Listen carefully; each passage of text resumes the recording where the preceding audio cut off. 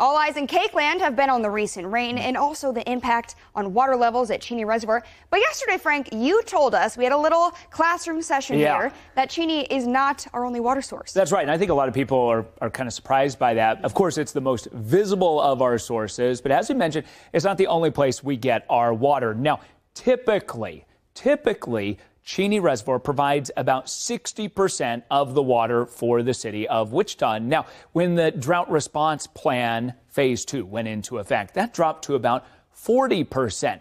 That means the rest of the water comes out of the Equus Beds aquifer. And while measuring the lake is relatively straightforward, as meteorologist Brittany Foster shows us, measuring the groundwater in the aquifer, that's a little different.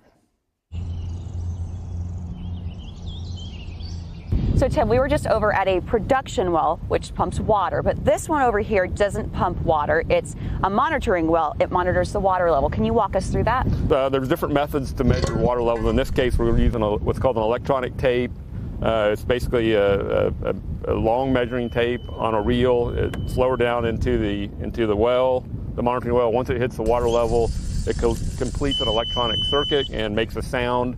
We know we're at the water level there, and then we just subtract how high the casing sticks above ground to figure out the water level. And this is a plot of the well that Brittany helped measure in the Equus Beds aquifer. The data for this well goes back about 20 years, and you can kind of see how it goes up and down. This data is publicly available, and you can check it out on this website here. You see all of those little red dots? Those are all wells, and you can click on those, get information on them.